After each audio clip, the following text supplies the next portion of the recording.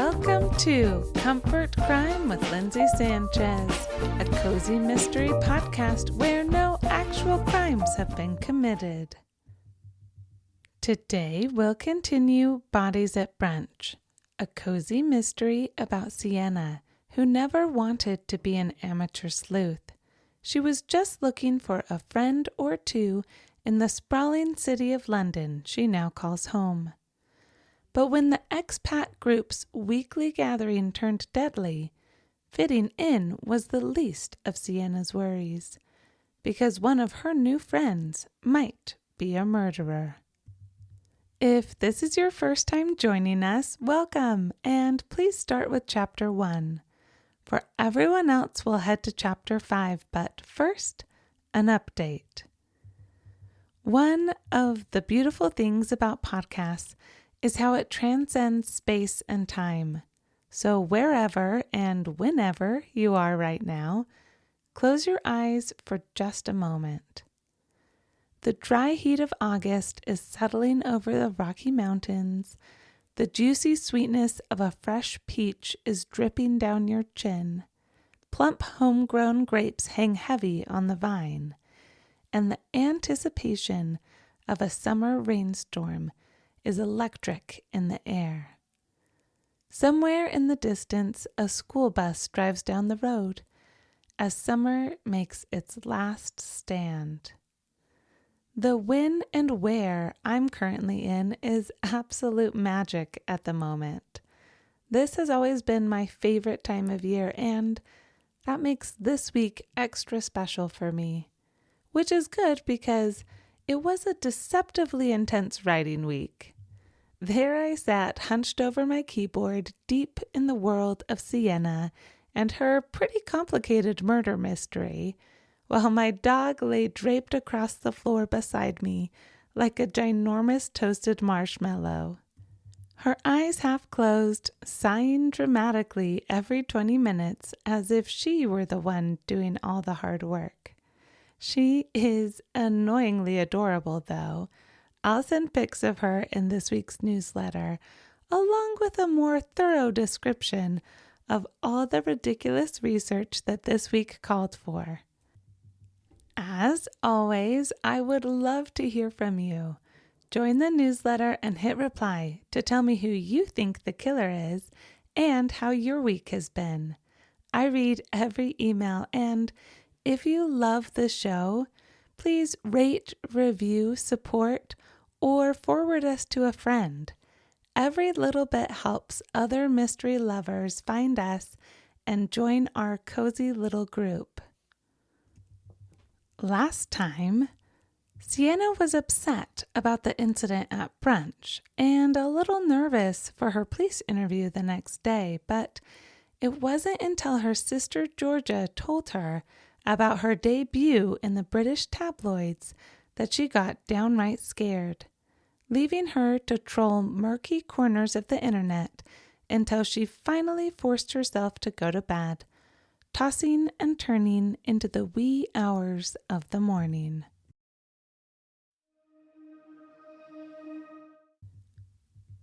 Bodies at Brunch, Chapter 5. You have to eat something, Daniel whispered into Sienna's ear as he kissed her goodbye for the day. Don't worry about the interview. It'll be fine. She forced down a bite of dry toast as her sweet husband hugged and kissed their kids and opened the door.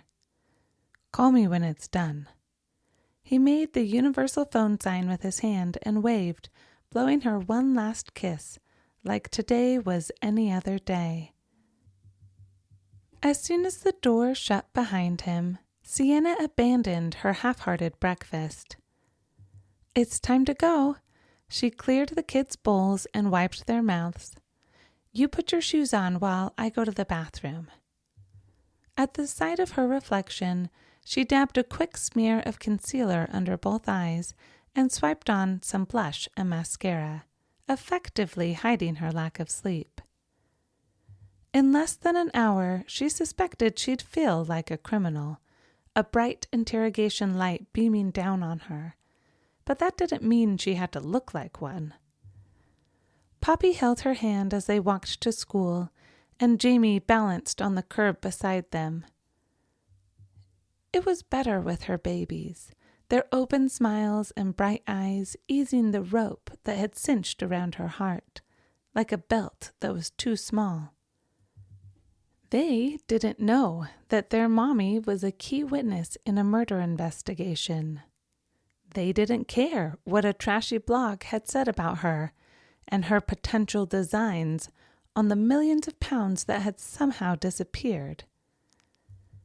At school, she kissed them both and watched as they walked inside.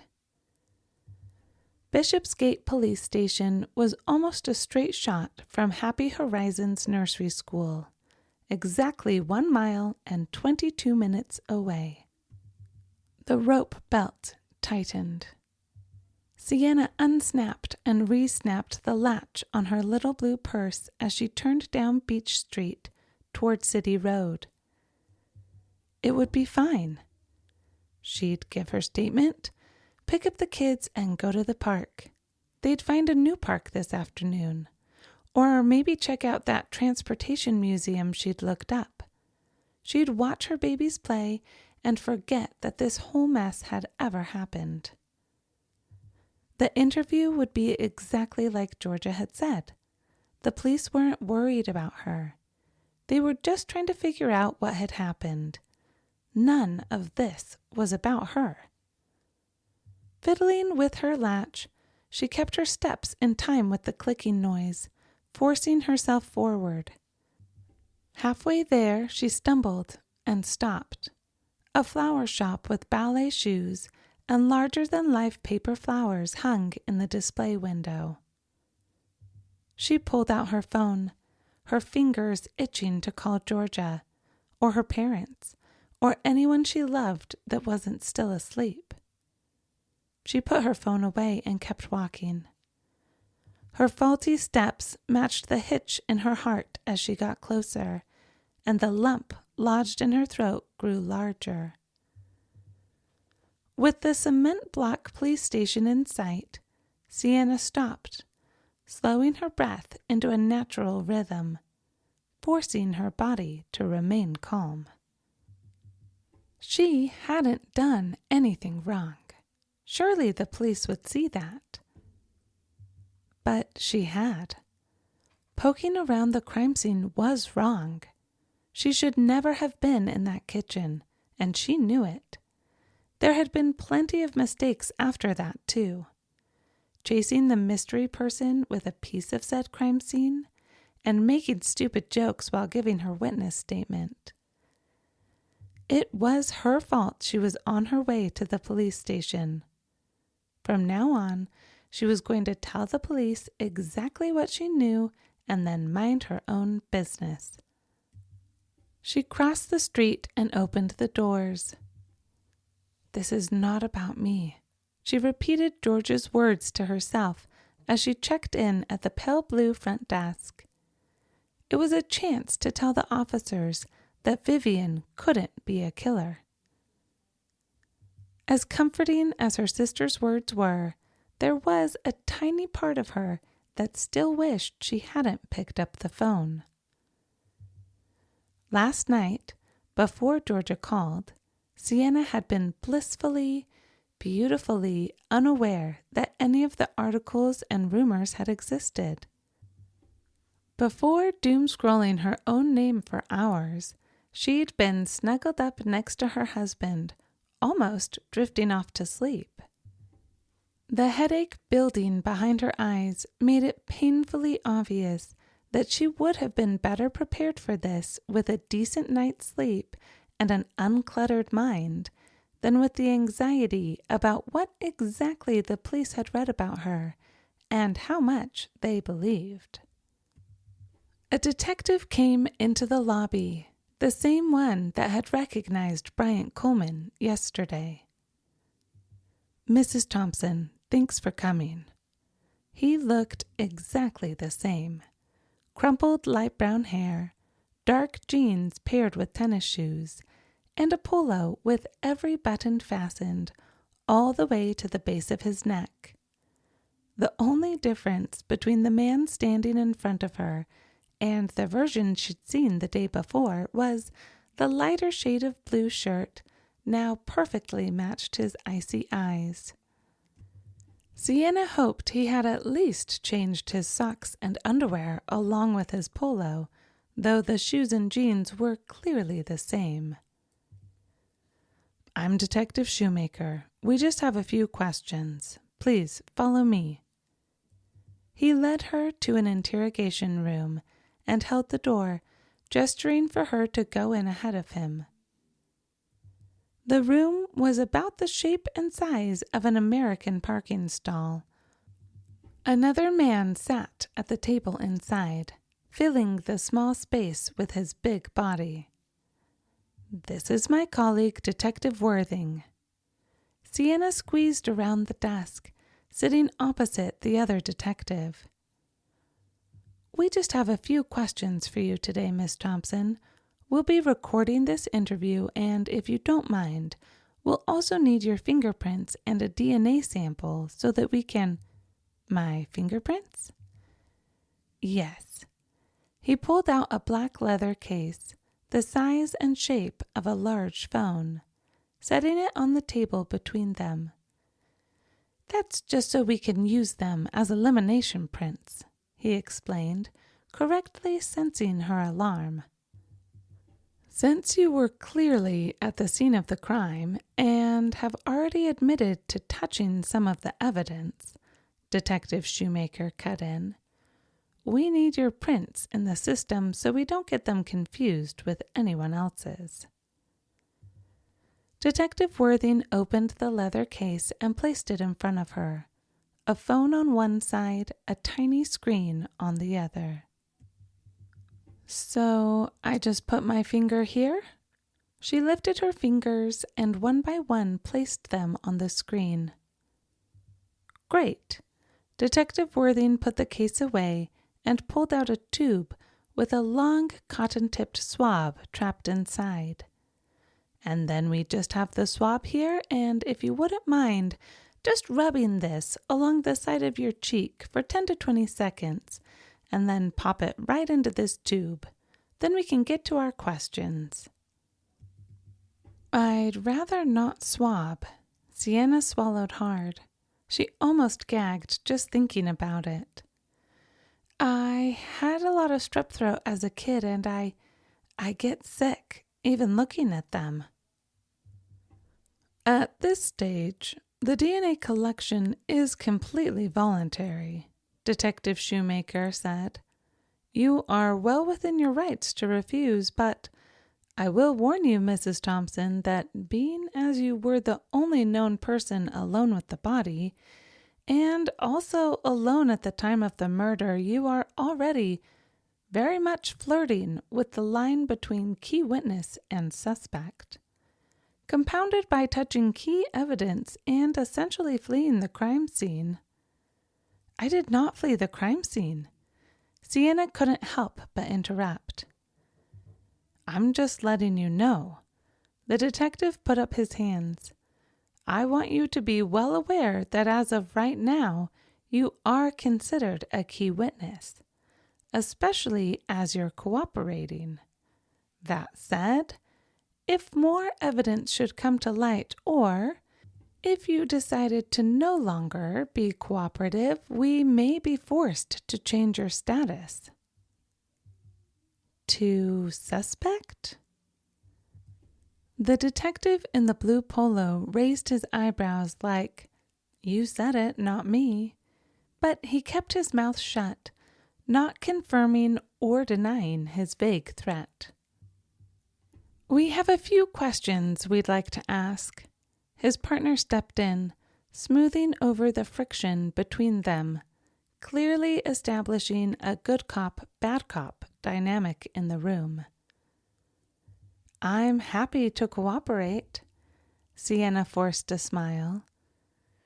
Growing up with an officer for a dad, she was well aware of many interrogation tactics. Merely being polite wasn't going to be enough to get in her good graces. "I've told you what I know. Yesterday, I told the sergeant everything that happened. Yes, we'd just like more detailed understanding, and also just to see if, now that things have settled down a bit, and hopefully you're in a better emotional state, you might be able to remember more, so if we could get started. Sure, Sienna said, hoping that none of it crossed into the territory of what she'd read about online last night. Detective Worthing started with the basics. Who was she? Why was she in London? Had she ever met Bryant Coleman before?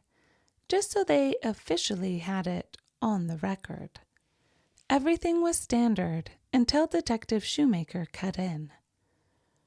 When did you first see the candlestick? He got up, pacing 2 steps back and 2 forward in the tiny room. She showed me them right before we went inside. The men shared a look. Did you see them? Detective Worthing said at the same time as Detective Shoemaker asked, which she would that be? What do you mean? Sienna's heart sank. She tried to change the subject. Look, I'm really just here to tell you that Vivian couldn't have done it. Why is that? Detective Worthing leaned in. She was wearing all white.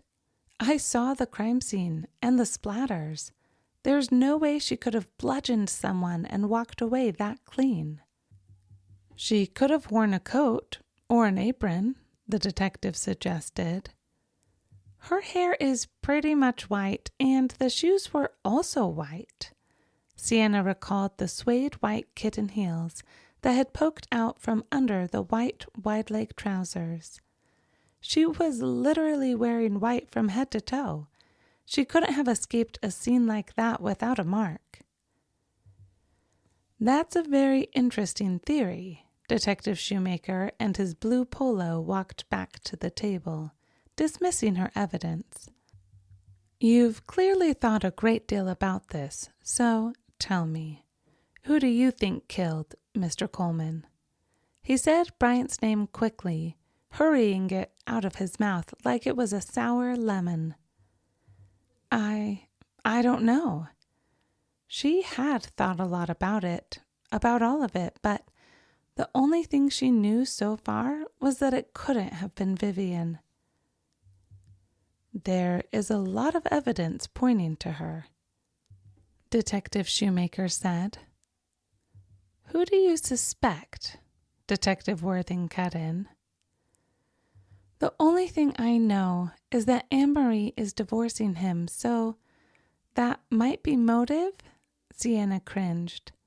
Just saying Anne-Marie's name in the context, it felt wrong. And whoever took the candlestick might have had the means? Detective Shoemaker looked at his phone and smiled. He sat down across from Sienna, his cold blue eyes boring into her. Let's get back to the candlesticks. You said there were 2? Sienna hesitated.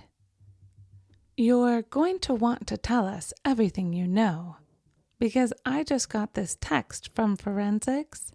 Apparently, your fingerprint is on one of the candlesticks, the one we have in evidence. She'd touched it. When Rhea had shown Sienna what was in her bag outside Cafe Bebe, she'd touched it, running her finger along the intricate engravings. Yes, Sienna looked at the solid red recording light, reminding her exactly where she was and exactly what was at stake. She deflated. There were 2 when she showed me. In her heart of hearts, she didn't think Rhea had done it. So it wouldn't matter if the police knew the candlesticks had been hers. They probably knew that already and were just testing her. And if Rhea did do it, then Sienna wouldn't be able to save her, not by keeping quiet now. Whoever had killed Bryant Coleman needed to be caught, and Sienna needed to do whatever she could to help. The candlesticks were Ria's. She had just bought them from the flea market. And what did she tell you about them? She said they were cheap imitations, that she paid more than she probably should have for them. Anything else? That they reminded her of Les Mis? Sienna thought about the day before, mentally squinting to remember. It had been less than 24 hours, but standing on that street corner with Ria, the little ray of sunlight striking the silver candlestick just right, it felt like a different life. She had been wishing none of this had ever happened, and thinking back, it was almost like it hadn't, like it had all been a nightmare she was about to wake up from. What did she tell you about the contents of the candlestick? Both detectives waited, their eyes never leaving Sienna. The contents? She couldn't hide her confusion. Like a candle? No, Mrs. Thompson, not like a candle. There was something inside them? She asked, remembering the way Ria had tilted under the weight of her bag. That's all for today.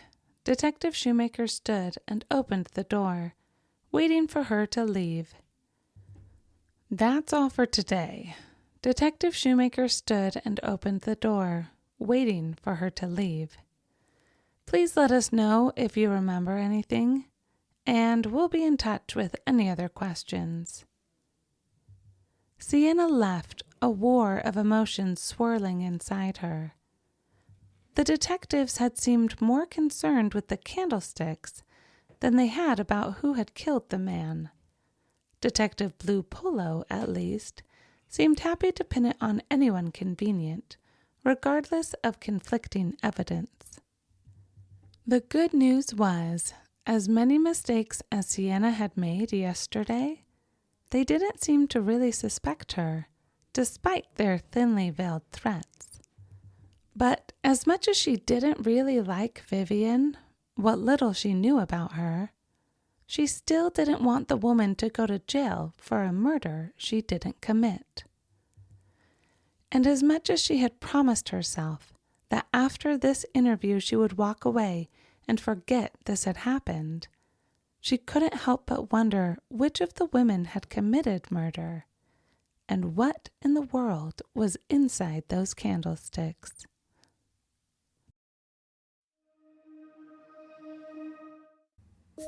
If you enjoyed this episode, please share it with a mystery-loving friend, or consider leaving a review on your favorite podcast player. Most of all, thank you so much for being here today. I loved it, and I'm already excited for next week.